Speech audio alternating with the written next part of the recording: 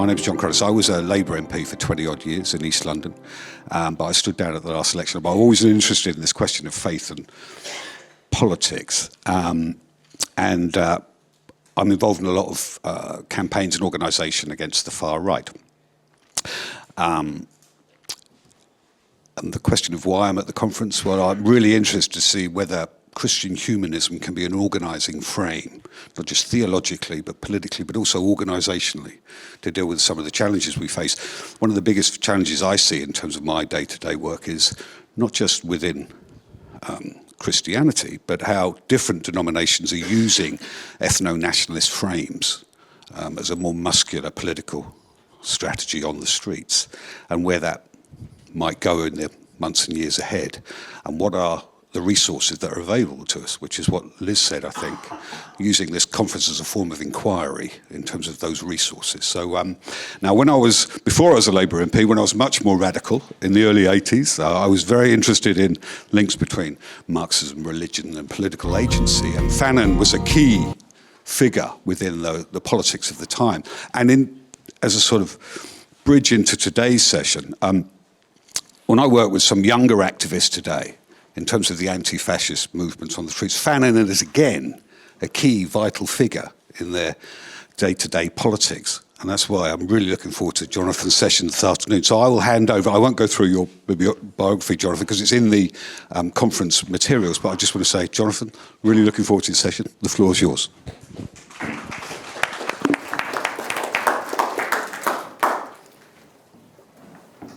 Well, let me say what a great honor it is to be here, especially during the Regis Chair's inaugural year and this inaugural conference. And what a great honor it is to be in this room with so many people I have admired and learned from and respected from a distance. And so it's great to be closer in these next few days.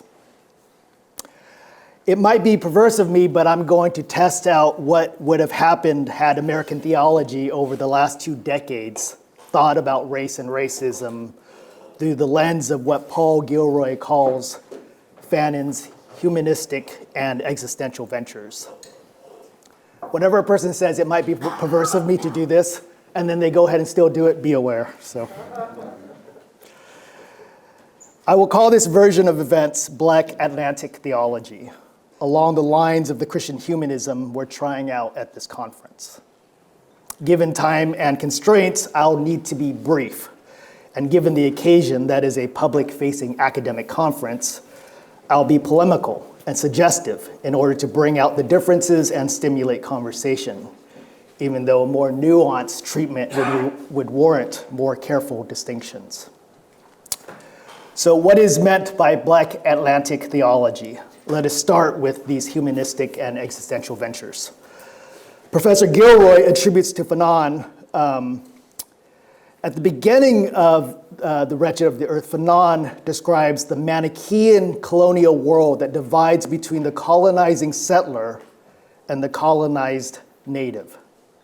The settler thinks of the native as, quote, those hysterical masses, those faces bereft of all humanity, those distended bodies which are like nothing on earth, that mob without beginning or end, those children who seem to belong to nobody, that laziness stretched out in the sun, that vegetative rhythm of life, all this forms part of the colonial vocabulary. General de Gaulle speaks of the yellow multitudes and François Marillac of the black, brown, and yellow masses which will soon be unleashed, end quote.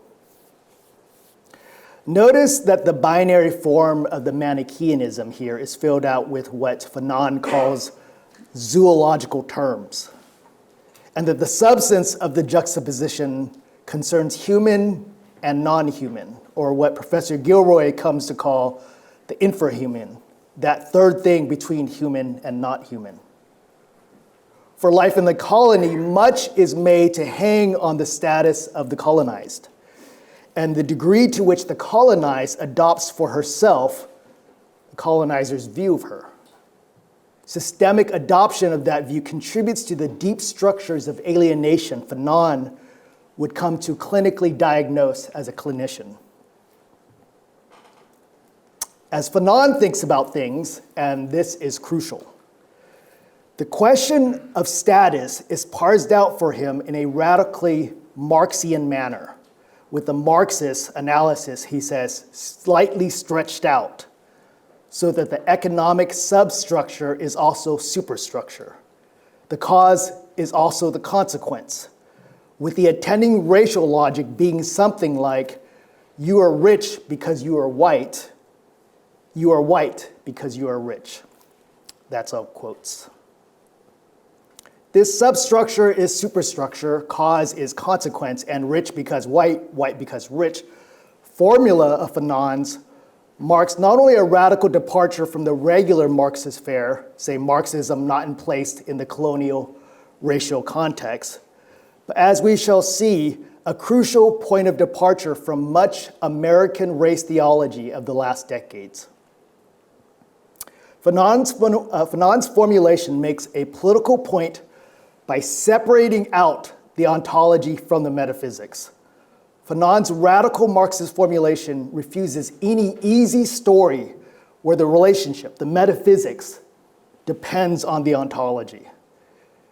In fact, this is precisely what the Marxism doesn't allow. The easy story about the relationship between colonizer and the colonized casts matters ontologically. It tells a simple ontological story.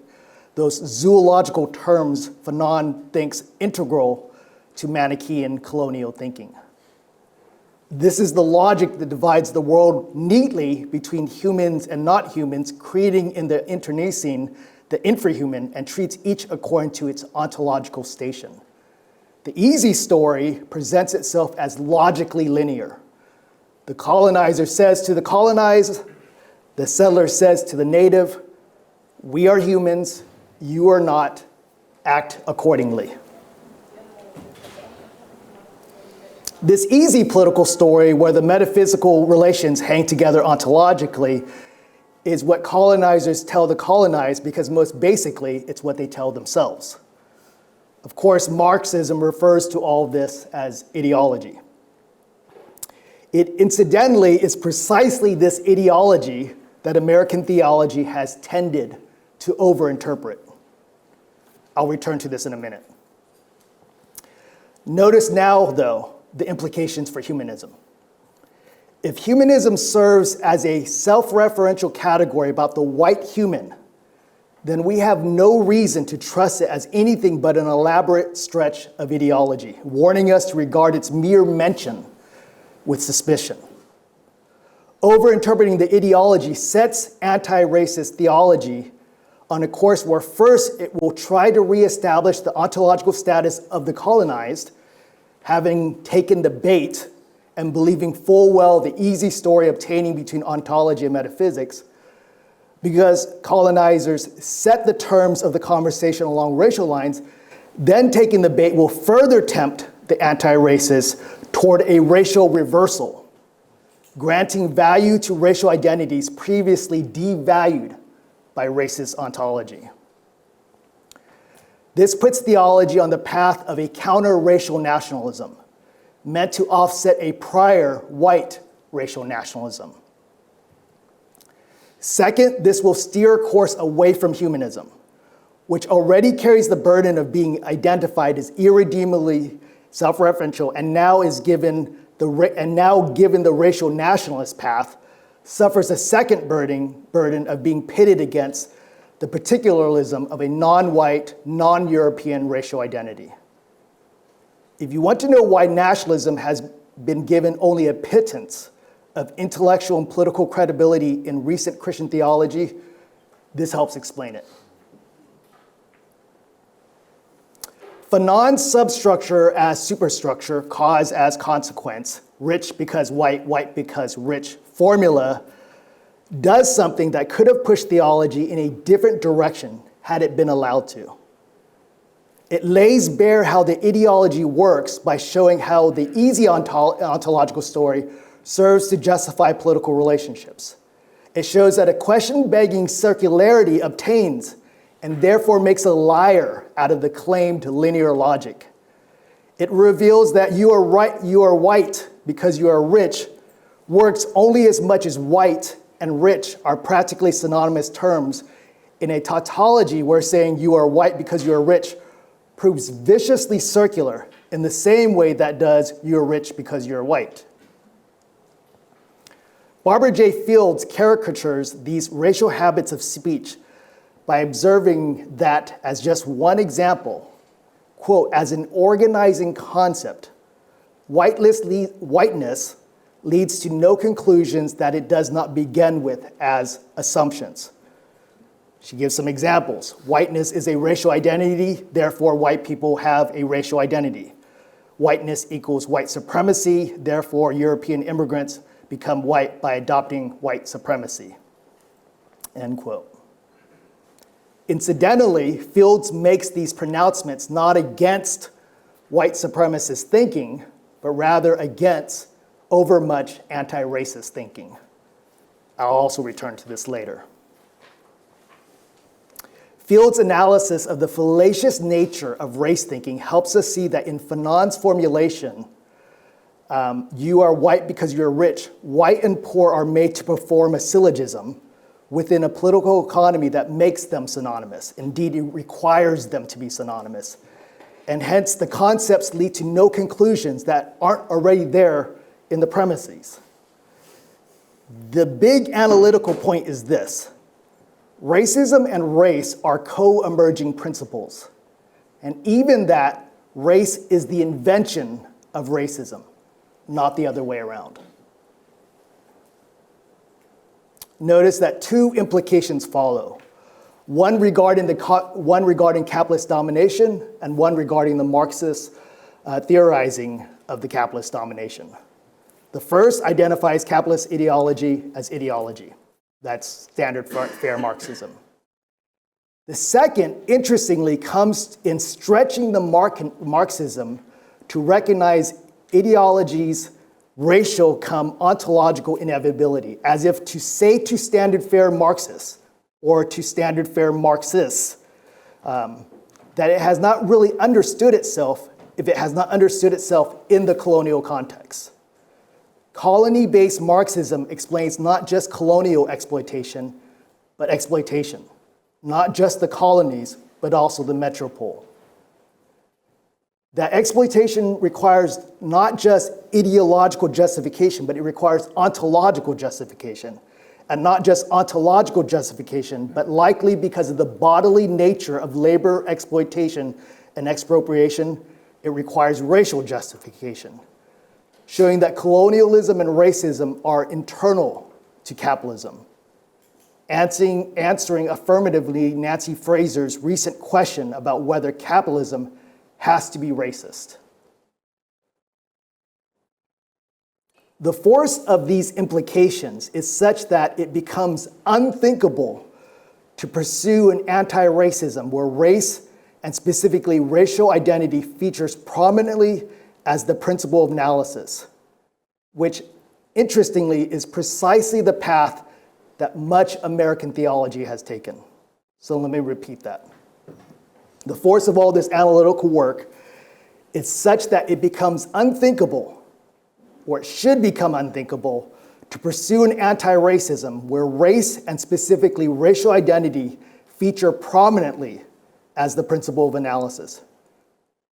Recall that in his famous essay on race articulation, Stuart Hall recounted the threefold formations of race. First toward an exploitable racial identity, then towards community, and third towards political resistance emerging out of racial community. By recounting this formation as a history of how race works, of just how race serves as the modality through which classes experience, as he famously said, Hall was posing a critically important question about the role we late moderns want race to play in organizing human life. Hall's tripartite analysis shows both the damage race does and the coalitional organizing it avails against damage. With the great caution and the great promise that you cannot have one without the other. To the dominators, It says, "You are sowing the seeds of your own destruction, for the wretched will inherit the earth." To the dominated, it says, "True, race foments modalities of class struggle, but it fates one permanently to dominated identities." Altogether, Hall was imploring us to answer, to take seriously the question race puts before us. Yet instead of answering the question, instead of thinking through the problematic, much of the Anglophone academic world, certainly and especially at American elite universities, launched headlong down the path of race-based anti-racism that exchanged the materialist political economic concerns of freedom struggles like decolonization, exchanging them for a culturalist approach that allowed elites to claim the mantle of radical politics while simultaneously serving as gatekeepers to dominative culture. American theology would, for the most part, follow suit. And whether it did so because it first overinterpreted the ontological ideologies and put itself in a path of anti-racist racial nationalism, or it did so because its emplacement among the elite had to overinterpret the racial nationalism, is less important than the effects, which is a state of affairs, I think, that currently names the state of academic theology, a state of affairs that by the end of his career seemed to steer Hall himself toward erring on the side of the very economic determinism he was loath to sanction earlier in his career. If in my imaginative telling of history, Hall's was the attempt to put the question to us in an open-ended way, then the same imaginative telling has it that Paul Gilroy would answer the question in one way, that is, against race. Gilroy has, of course, his own way of narrating the complex formations of race, which he calls the Black Atlantic. Except his account came with the conclusion that we would need to think against race and toward a humanism, which in his estimation is the only counterweight capable of carrying the imagination away from the allure of race thinking. For Professor Gilroy, the Black Atlantic names something about the formations of race that produce a world where the racial nomos rules the land. For Hall, this led to open-ended questions about the role we would give to race going forward. For Gilroy, this led to an undeniable conclusion about race, about what race comes to, and hence why we are better off without it. About this path against race, he says in the book Against Race, which is better titled, by the way, in the UK version called Between Camps. How surprising that we Americans latch on to the less subtle title. In Against Race, Between Camps, Professor Gilroy writes, "This is not an easy option. It necessitates the reconstitution of anti-racist hopes. In the future, they will have to operate easily across the boundaries erected between text and discourse, spectacle and performance. They will have to move outside the angles of vision, the truth-seeking strategies, the moral and political choices that still offer too many hostages to the normative claims of raciology. This line of attack on racial observance demands frank reflection on the interest in reifying race that has repeatedly risen in academic analysis, something that was not possible when the link between anti-racist politics and interventionist scholarship was stronger and closer than it is today." He continues, "Pursuing this path leads back to the hard work involved in identifying and exploring the political technologies that govern our relation to ourselves, our humanity, and our species." Importantly, Gilroy acknowledges the consequences of his closing a question his teacher seemed to leave open. Again, worth quoting at length. And this, listen to this quote. It is a powerful quote. I think it may anticipate a number of the feelings about this in this room. I am alive to all the ironies of my position. I understand that taking antipathy toward race beyond the unstable equilibrium represented by my liberal use of the scare quotes might be viewed as a betrayal of those groups whose oppositional, legal, and even democratic claims have come to rest on identities and solidarities forged at great cost from the categories given to them by their oppressors. But to renounce race for analytical purposes is not to judge all appeals to it in the profane world of political cultures as formally equivalent. Less defensively, I think our perilous predicament in the midst of a political and technological sea change that somehow strengthens ethnic absolutism and primordialism demands a radical and dramatic response. Professor Gilroy wrote this 25 years ago. It's hard to imagine that those conditions have not only worsened and thickened since then.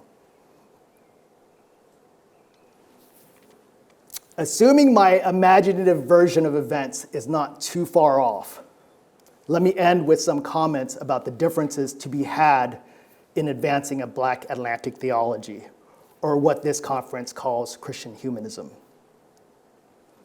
Specifically, let me point to two differences this makes, counterfactuals that then serve as constructive directions going forward. The first has simply to do with constructive directions going forward, and what has become in Christian theology the reduction of theological analysis to critique, unavailable to goodness, truth, and beauty. Earlier this year, in a University of California talk titled Critical Imagination in Crisis Time, Gilroy, in the Q&A that followed the lectures, makes reference to overmuch anti-racism being, in his words, very good at critiquing things for much of the time, but absolutely useless in saying what we want the world to look like and finding an alternative to the kinds of fascistic joyocence that we have to compete with. Following, he references scholastic work revived by ancient questions and mentions specifically Jesus' provocation, who is my neighbor? Which he takes to ask, which he referenced as well last night, which he takes to ask, is there anything so precious that it's immune to sacrifice? Professor Gilroy goes on to say, I'm not a Christian, but the version of humanism that I aspire to is planetary and reparative. Completing the thought by alluding to, quote, lots of places where people can figure their understanding the world they want to bring alive that don't coincide with the rinsed out vocabulary of post-New Left academics. He says, let's be braver about what we really want the world to be about.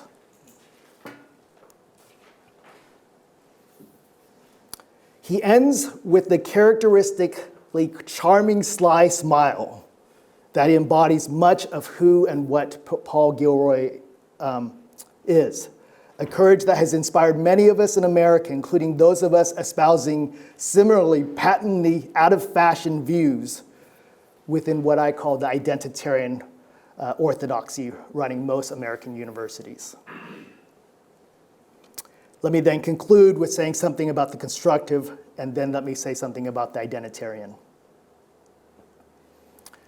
The first has to do with a Christian theology that has lost its nerve in advancing proposals that holds things sacred beyond sacrifice.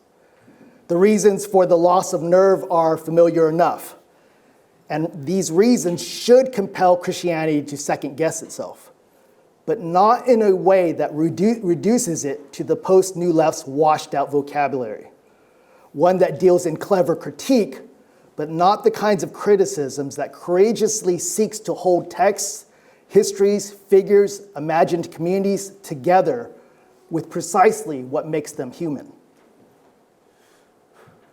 It's as if the humanities, in its self-effacing need for consciousness, can't avoid self-erasure, losing sight of the human in the full range of its losing sight of the human in its full range of articulation and possibility, articulations and possibilities that travel the distance from genocidal madness to fragile beauty, of a goodness so good that only God could explain it, of truths about justice that would have justice natural to the world because natural to God. And here one should consult Angela Davis's brilliant but much underappreciated essay, written from prison no less, Women in Capitalism, where she develops a kind of natural law ethic, pregnant, she thinks, in any world where love lives. Surely in our current troubled times, something so ambitiously universalizing as humanism has slim chances of taking hold of our collective imagination. And certainly those chances don't get any better once Christianity gets its hands on it. And here I mean two kinds of erasures. First, the erasure that ensues when Christians do what Christians too often do with Jesus' good news gospel. When Christians pursue courses of nationalism in the name of that self-same gospel, they put Christianity on a path towards self-erasure, where the message will quickly run out, will give out, once run into its own contradictions and resultant meaninglessness, soon to be forgotten, akin to Foucault's depiction of modernity's self-image, washed away on the seashore. The other kind of erasure is the self-erasure of a moralizing ex-evangelicalism, where Christians, impressively lacking any sense of irony, erase Christianity and its possibilities because in their embarrassment of Christianity, that's the only thing they can think to do with their inheritance. Again, some of this is well-deserved, well-motivated, since the damage Christianity has done deserves nothing better than to be washed away from the earth. But this unhappy conclusion would leave so much on the table. And anyways, one gets the sneaking suspicion that it isn't so much that the ex-evangelical haters have surveyed the possibilities and deemed Christianity unusable for viable futures, so much as the haters in erasing Christianity have forfeited sources of hope they could not long go without. Christianity is, after all, a gambit. So much so that the Apostle Paul says of us that believing in Christ's resurrection that we stake our lives on might leave us in the end the greatest of fools the earth has ever known. And not only foolish, but dangerous fools if one considers the consequences of having put our faith in a pipe dream rather than in more realistic dreams that don't threaten to be such a royal waste of time. But Christianity does stake things these ways, as hope in things unseen, like the confirmation that justice is indeed natural to the world because natural to God, such that the moment Christianity loses its nerve in making such claims, it has already given up the game. No less than Arnold Schwarzenegger, the sizable star behind the epic films Commando, Terminator, and the state of California, Arnold Schwarzenegger had to tell liberal progressives to stop whining and instead get to work. When the conservative right lost on abortion in the 1970s, they got to work. True, they did so by funneling so much dark money to think tanks intent on undermining American democracy, but get to work they did. The center left needs to get to work. And the Christian center left has right under its noses reasons and resources for doing so in the Christianity that they have too quickly poo-pooed amid all their nervous ex-evangelical anxiety. The book of Acts, in a culture facing its own reduced circumstances, leaned into its troubled histories to pull out treasures old and new, where not despite, but rather because of troubled times, quote, your old men will see visions and your young women will dream dreams. Time to stop whining and instead time to dream dreams. A Black Atlantic theology sees in the currents bringing ashore infrahumans, visions, and dreams. This, we need to remember, was Du Bois's own gambit in imagining America in his masterpiece, Black Reconstruction, in thinking that only those rendered infrahuman could bring to fruition democracy. The very democracy America long promised, but rarely delivered on. For Du Bois, democracy, or at least its possibility, begins not at that point in American history where emancipation ends slavery, but rather for Du Bois, it begins when captured people wash ashore, having endured the Middle Passage, and thence gave birth to a new humanity. That only these ones could deliver on the promise of democracy, that only the infrahuman could realize the human. Christianity makes a similar claim in its claim about Christ's crucifixion, what Cavell portrays as the crucified human body as the ultimate picture of the unacknowledged human soul. And hence the Christus Victor theory of atonement, where crucified divinity avails full humanity. Let me close with this. The second implication of a Black Atlantic theology returns us more directly to that radical Marxist formula, which stems from Fanon's dealings with negritude. We can summarize that formula with that Barbara Fields quote. Recall that Professor Fields was there contending not with white nationalists, but rather their anti-racist opposites, specifically the earnestly anti-racist field of whiteness studies. She describes this thinking as Thimberrig-like, performing a series of deft displacements, the end result being the fashioning of counter-racial identities capable of displacing white racial identity. Two things about this. First, as often as that move has been made, as often as we've tried that strategy, it has rarely worked. No matter how much we keep reclaiming racial identity for anti-racism, racism and its damage continue on.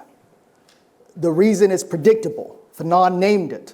Racism doesn't work the easy way the ontological story wants it to work, such that to reverse engineer race by nationalizing some other racial identity simply will not get us very far.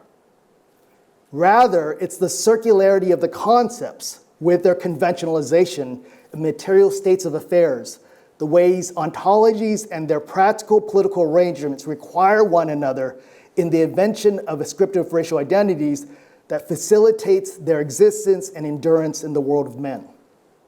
It will not be so easy as switching out the concepts while leaving untouched their conventionalization. Instead, likely it goes the other way around. Only as the conventionalization gives way will the absurdity and incoherence of the racial concepts come into view for us. But the series of deft displacements mucks things up, participating in the original white supremacist activity of flooding the zone, mucking up the game so badly that we don't know our left from our right. It seems like we're doing something, but we're not. We're only participating in exchange with lots of heat and little work. Wittgenstein called this idleness. I'm not here saying that Christian theology should be against race, or I'm only saying that half-throatedly. I'm saying that Christian theology should position itself between camps. I'm saying that we should heed Stuart Hall's pleading to ask seriously about the role race plays in our common discourse, to wonder out loud about its usefulness for conducting our affairs. The camps this will put us between are those who want race to mean nothing, fanciful as that is, and those who want race to mean everything, as fanciful as that is. Between camps, we will wait and wade, perhaps, in the waters of the Black Atlantic and discern there whether it's time to go against race, thinking that any serious consideration of the Black Atlantic requires we conclude once and for all that race does not and will never issue in the world we want. From there, we might see that the most interesting thing about God in Christ isn't that he can, insofar as human, be ascribed some racial identity, say Asian or Black, but rather that he was human, that he was creature, that he was that insofar as he was infrahuman, infradivine, and hence hypothesized humanity to its creatureliness. That is, summarizing a whole sequence of theology, hypothesized humanity to its divinity. If the issue is one of particularity, including particularistic identities capable of carrying the weight of oppressed and dominated people such that one can imagine the incarnated God picking up the pieces of a wounded people, one would think that the Jewishness would be enough, that Jesus' embodiment and continuation of Hebrew faith would be enough. That it hasn't for contemporary theology tells us everything we need to know. In Against Race, Between Camps, Gilroy offers the sly statement that nobody ever speaks of a human identity. Well, the creedal claim, Christ's full divinity and full humanity, was meant to do just that. And one laments now why that no longer suffices, and wonders how it might once again. Thanks.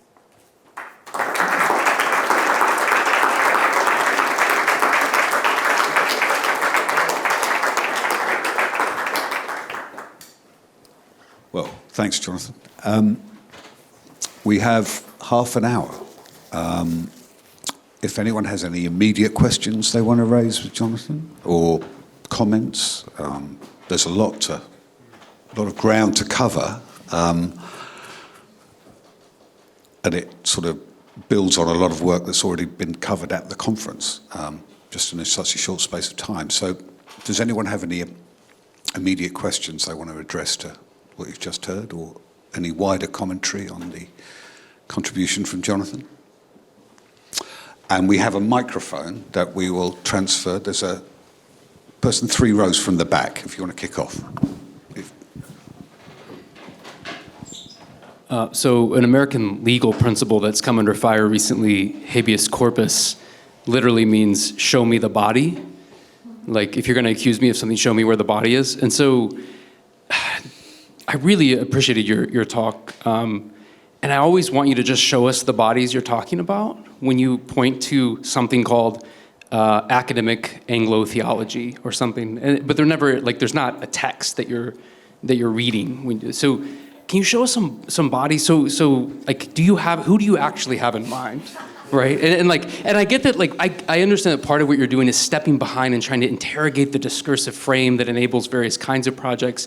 But at some level, I also want you to just read some text and show us who you have in mind. So, like, is it James Cone? You know, like, is it contemporary contextual theologies of various kinds? Like, who do you have in mind? Yes, all of those folks. I actually had you in mind, Professor Elliott, when I was writing this, because I knew you were going to ask me this question. I didn't think you were going to talk about bodies, but so I'm going to pull Vincent into this. Vincent Lloyd, who is on the call earlier, and I are writing a book with Cambridge Press about Christianity and race, titled, beautifully, Christianity and Race. In it, we trace something we call the racial deuteronomistic history. So the racial deuteronomistic history. So for those of you that remember your Hebrew Bible, Old Testament, the deuteronomistic history is the idea that God covenants with God's people and remains with them insofar as they remain with him. It's a story about God's favor. We tell a 5-point story, Matt, full of characters that illumines 5 stages of this racial deuteronomistic history that seems to suggest that God's favor rests on someone insofar as they occupy a certain race. The first stage is the obvious one. It's the white supremacist. The second stage is the anti-racist counter-move to that now claim that God is on the other side. The third move is the move that Professor Jennings and Carter's try to do in both undermining the role of race, but interestingly reifying it in other ways. The fourth role is exactly what you mentioned, the contextualist move. And the fifth move is what Professor Brotherton referred to as the apocalyptic move, full of names and readings. So that will certainly only get me into more trouble, thank you very much, But I do have in mind the responsibility that you have rightly called me to. And we will just have to see whether people think my reading is right. For example, the reading of Cohn will be clearly controversial. But it's hard to imagine that if not Cohn's interpreters have taken Jesus is black as a claim of something like favor. Now, the substance of the favor is reversed, right? Those who have suffered a certain kind of thing. But it is still an ontological story about race. So.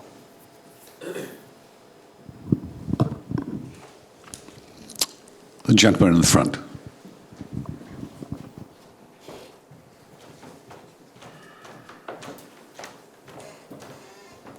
Thank you. I'm not trained in formal theology, so I don't really know who the Sharks and the Jets are and all of this. So thankfully, I'm going to stay out of that particular fight, but I wish you well.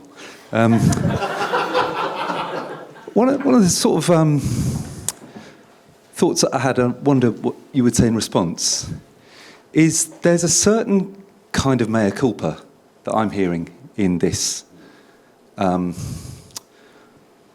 forgive me, sort of, whoops, wrong turn for the last, trace it back however you want to. Meanwhile, there's a whole lot of money and power that seems to have moved on entirely from racism and talking about civilizationalism. Now, how you entangle those, how they're unentangled, I don't know. But I just wonder how you'd respond to the idea that there's a whole nother ideology that has already made the move that maybe what I'm hearing suggesting theologians should try and do, get away from race, anti-racism. But the new framing that I'm hearing, particularly on the right, is about civilization. Maybe as a context, I remember hearing John Berkeley and Tom Wright debate the new perspective on Paul. And as a kind of parable, what I've got in mind is Tom Wright's idea was when Jesus is Lord, it's saying Caesar isn't. And you've got to realize this background about the empire is there the whole time. And John Berkeley basically said, you're reading between the lines, you're not reading the lines. The way in which Paul relegates the Roman Empire to a footnote is by just telling a different story about Adam and Christ, and Pontius Pilate becomes a footnote. Without confronting the powers, it completely sidelines the powers. Behold the man. You know? So I kind of wonder, I love the move you're making. I just wonder how you'd respond to that kind of, from an outside perspective. The people have already made it, if you like. They rejected the race discourse. They've gone for something else, perhaps equally pernicious. I mean, if people have generally rejected the race discourse and I'm wrong, then that would be great. I don't think that's the case. I do want to state something maybe that was too between the lines that I want to now put in front of the lines. And nothing in what I've said denies racism, right? My point about Fanon's and others' critique of Marxism is that they got it wrong insofar as they did not understand the inescapable nature of race in capitalist affairs. That there have to be bodily ideologies because it is a bodily affair.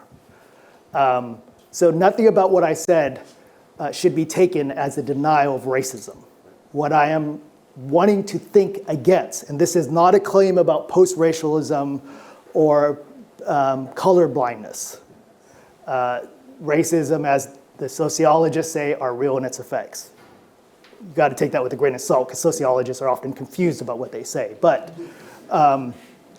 especially on terms of race. So when Professor Gilroy mentions in there in passing the way that race observance continues to creep up in academic work, nowhere more than in social sciences right now, right? Think about how regression analysis works in sociology.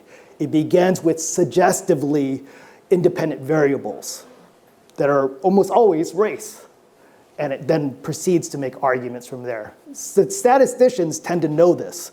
Sociologists tend to not. That's why statisticians are often quite nervous about what sociologists do with their numbers. So it's not a denial of racism. It's a denial that re-engineering race, reverse engineering race, somehow is going to save us from that, or somehow going to end the products of racism or something like this. That I'm denying.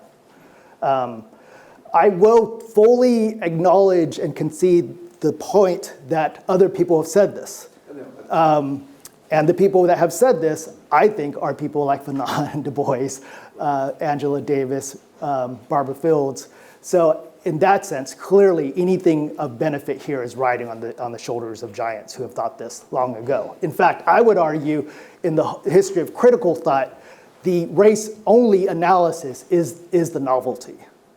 Previously, that was not unimaginable. So.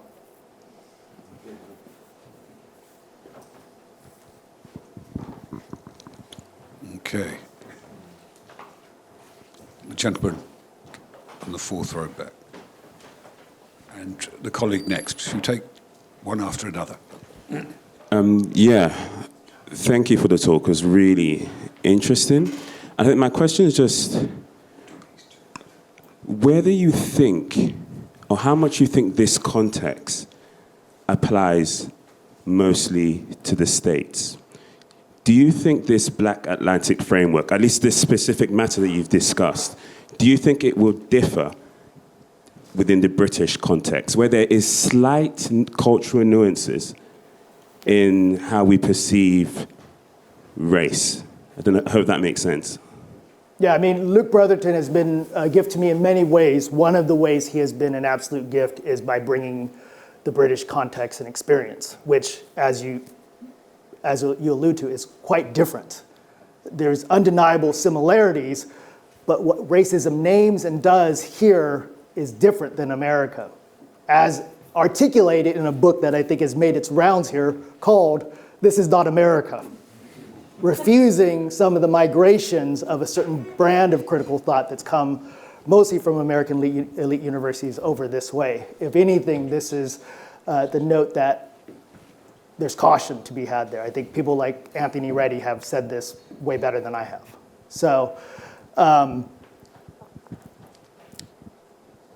what I think, and it's not a coincidence that many of the thinkers I've come to read in recent years have been folks from the West Indies and the British radical tradition, because they bring an angle of perspective, not the one I'm used to. It's the same principle of analysis, the same methodology that I employed in a book called Asian Americans in the Spirit of Racial Capitalism, where what I try to do is try to look at the realities of race and racism from a particularly different angle, and a rather marginalized one, that is Asian Americans, and try to illumine what then we can see. So, yeah. Thank you so much. This is interesting. I'm processing what you said also in the light of the conversation right before about translating academic discourse into public conversations, which I think is a very interesting and important aspect. I think a lot of academic discourses get into trouble when there is a sort of, when they trickle down into the newspaper debate and they become simplified in a way that does everyone injustice. But even to make this even more concrete, so the other night I was watching the movie Malcolm X with my kids. They're 11 and 15.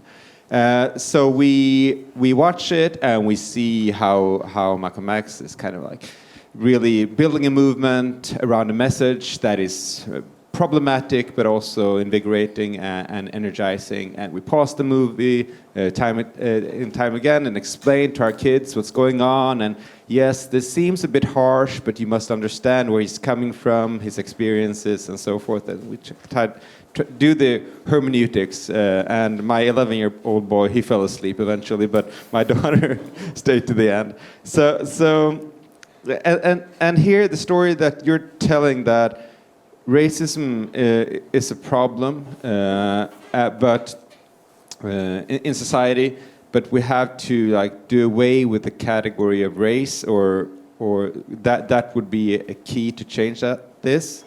How would you want that story to sort of like trickle down into a public debate and into parents explaining to the kids what's going on, or what kind of memes would it create? I mean, to take the almost more brutal form of communication that happens today.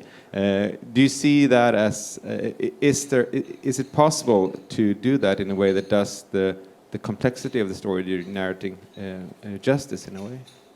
By the way, the story of the things going from the academic and devolving in the public, I tend to think it goes the other way, including on probably issues goes of race. both ways. So,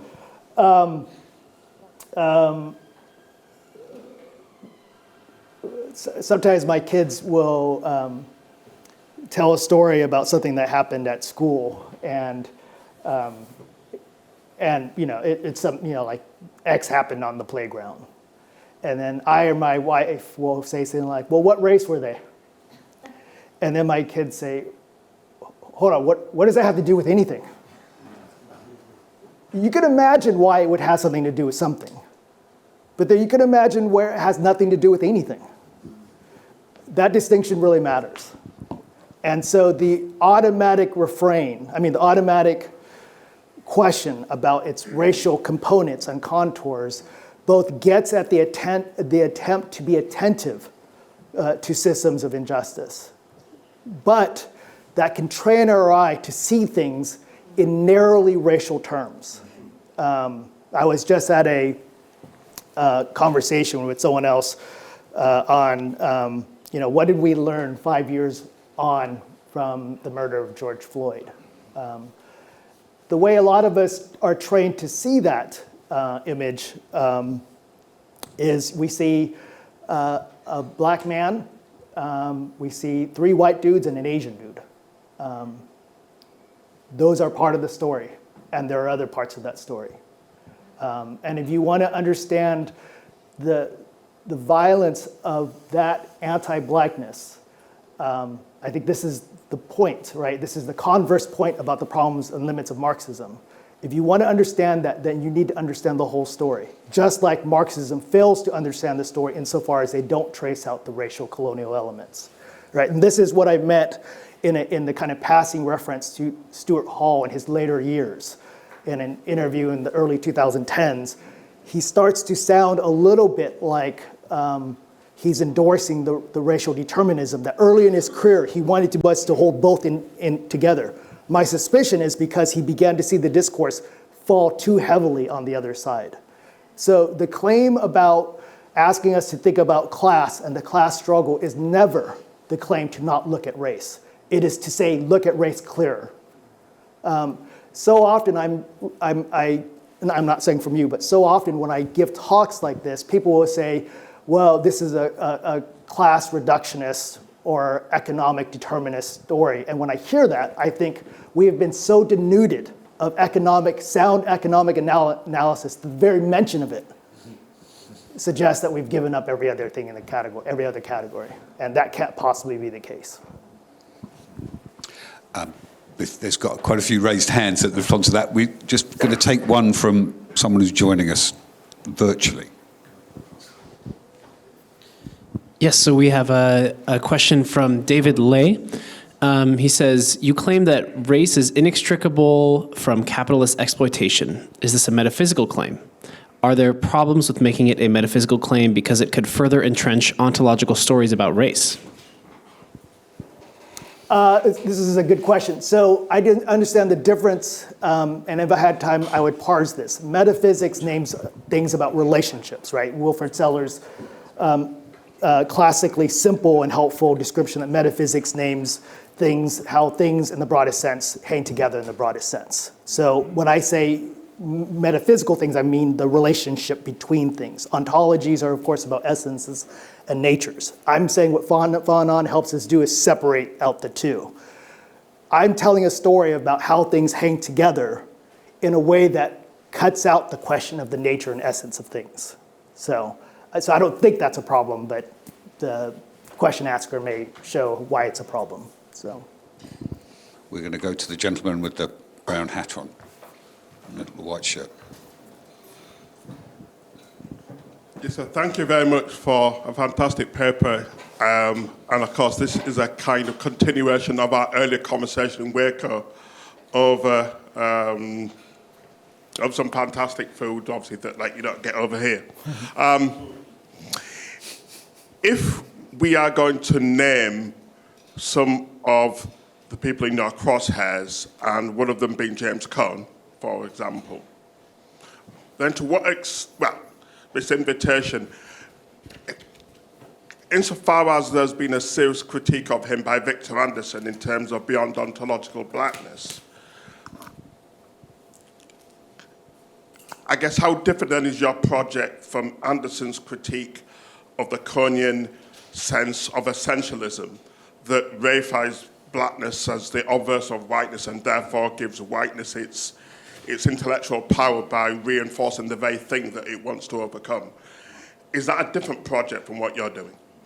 I will begin by saying that I think Victor Anderson's book is largely underappreciated, that it seems that decades of theology have gone by with its bare mention, and I can't make sense of that other than to suggest that the orthodoxy that I call orthodoxy is indeed orthodoxy. No other voices are going to be heard in it. So, I mean, you would be in a much better position to answer this question, Professor Reddy, about James Cone. One of the things Vincent and I have thought aloud about is how do we do this based on the point earlier made about the articulation versus its publication, right, which becomes often increasingly not subtle. I think Cone is difficult on this because there are places where Cone seems quite, right, essentialist. Other places it seems like a symbolism, but you're not quite sure how the symbolism is working. And so Vincent has encouraged the both of us to make sure we name that difference while also committing to the typology that we're advancing. Again, if the typology is wrong, that's good news, but we suspect it's not entirely wrong. I will say this about the book. The book only spends about a third of its time trying to show the places where race continues to play roles in academic theology, social sciences, et cetera, et cetera. But we also try to advance, interestingly, an account of race that says something like this. People live it. What are the better and worse ways of living it, given first naming its problems? Our sense is that people often will name its problems, but will kind of sneak in an affirmation of it. What we want to do is name its problems and develop an account of it through the lens of its problems. We want to keep the problems front and center.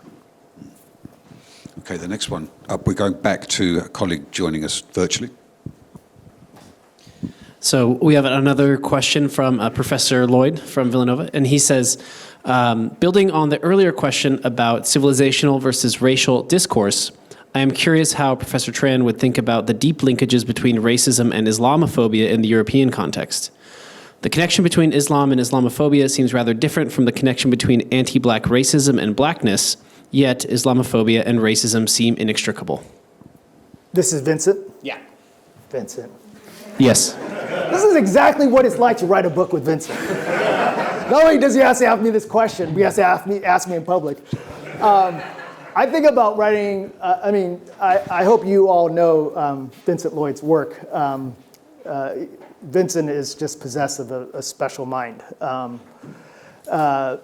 I think about us writing a book together as, having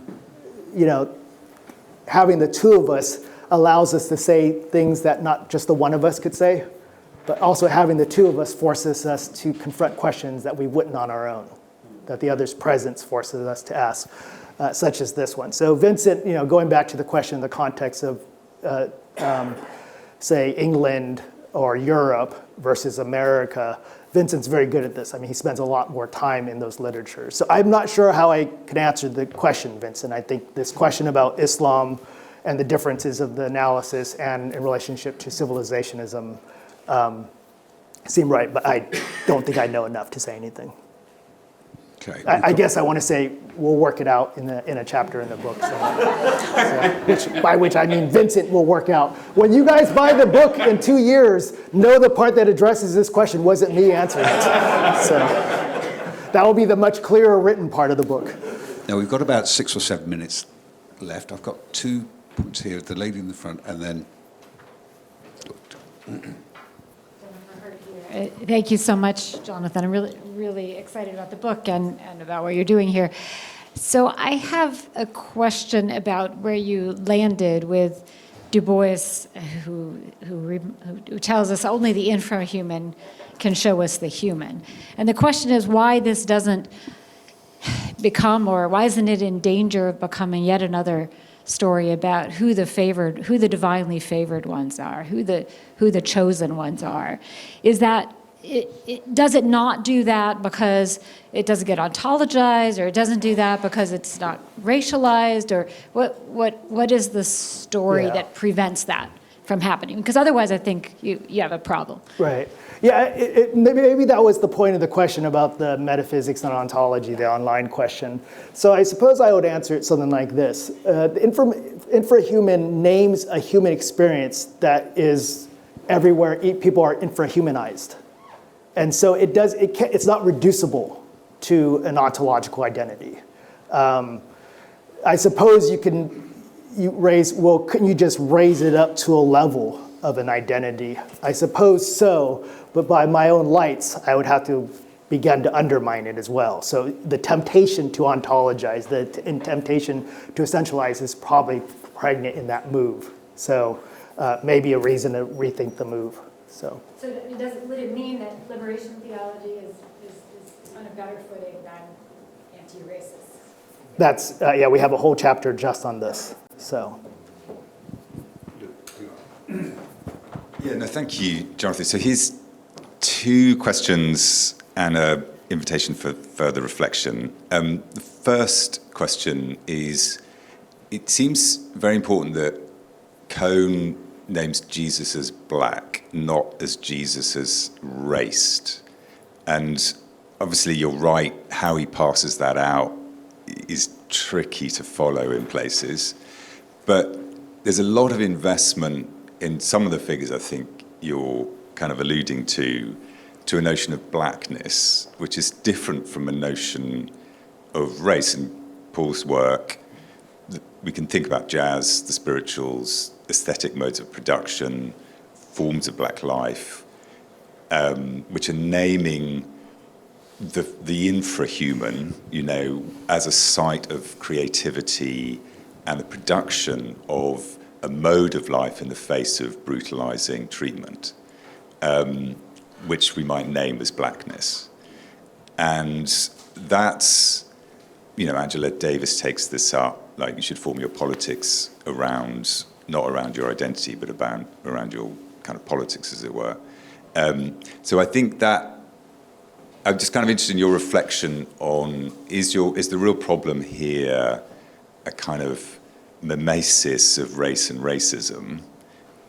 What would happen, and how does the kind of all the investment in trying to theorize the nature of black life as a modality of the infrahuman, and that's what saves democracy and the human, is that a different kind of story to tell? So that's the first question.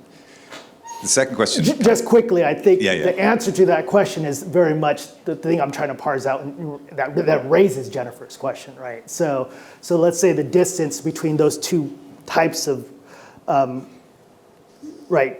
articulations, the kind of traffic between them is quite fragile, quite vulnerable. And so the move when we say, well, what we mean by blackness is something like the infrahuman, then I think that's the move I'm making. That's the one I think I hear Professor Gilroy here when he's talking about, say, the blackness of jazz versus the blackness of the kind of commodified culture in Spike Lee or something. So I think I understand that. But I think once that move is set up, then the question Jennifer raises begins to be a real question. So it suggests a line of defense of Cohn. Yeah. That's right. And that's where Vincent's caution about what Cohn's doing there.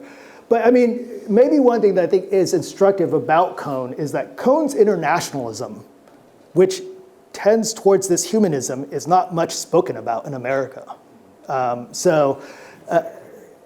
that may be the counterfactual that makes the point, right? So someone mentioned Malcolm X, so Cone in Martin and Malcolm in America, and what he understands them to be moving towards.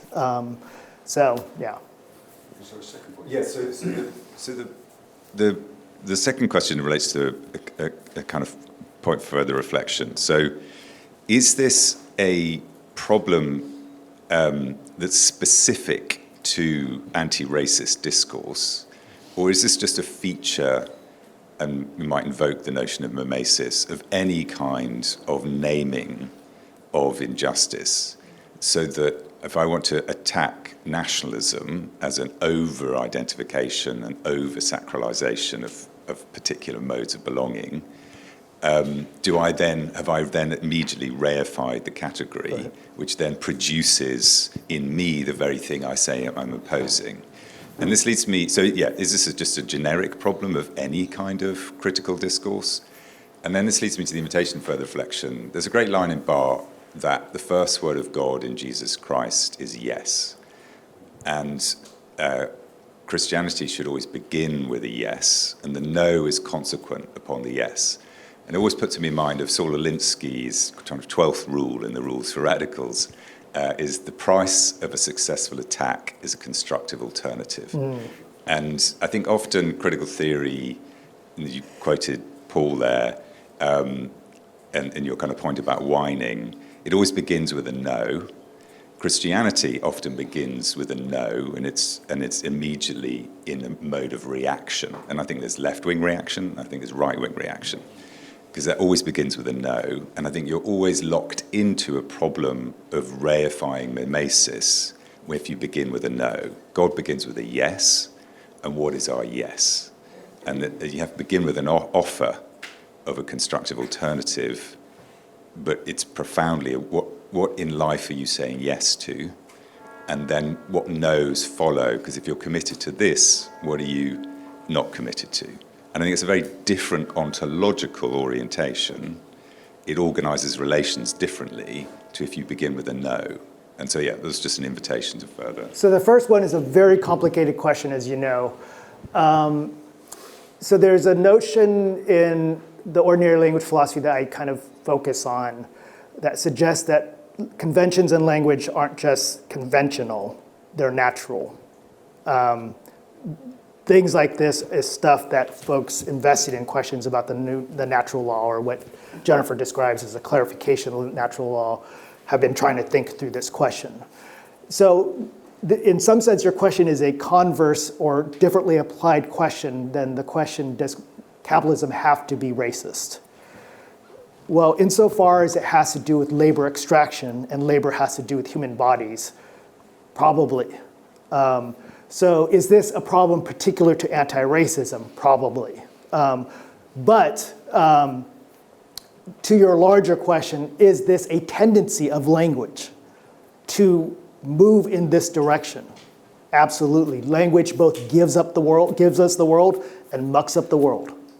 That's the beauty and power of human life and language. And we want to escape it at times, and we want to celebrate it, but both go together. That's, I think that's the power of language. The reflection point is beautifully stated by you, and that's what I meant by a failure of nerve. I know people don't like to hear me say this, but I'm going to say it. Christians, we are proclaimers. We are not resistors, fundamentally. The resistance comes out of the proclamation. The no issues out of the yes. We say things like, this is God's world. God's love will win. And so it's both because of that we have the courage to stand against injustice and to name it accurately, not just truthfully, but accurately, in light of what we think the world is, insofar as it's God. So we are proclaimers. That's my kind of passing comment about how wasteful worship might look like. But we don't simply begin in worship, we end in worship, right? The Sabbath orients both the beginning and the end of our life. And so we can face all these catastrophes with the courage, and again, it might be a pipe dream, with the courage that we believe that God is gonna be God. Right. And if we don't have that as a starting point in theology, then really what we're going to do, and especially in the training of our students and the training of our parishioners, is to teach them to be either ever clever critics, as if the point of the life of the mind is to be more clever than your competitors, or we're gonna walk people out of the church, and we're going to give them all the reasons to do so. So I can't emphasize how important that point is. And by a failure of nerve, I'm asking us to try to reclaim that, or more like what you said earlier, what Anne said earlier, there are 1,000 points of light doing this. This is where we don't want to believe the academics. So, which is a brilliant end point for this session. I get to work. So one final thing is just to offer our appreciation to Jonathan. Fantastically rich text.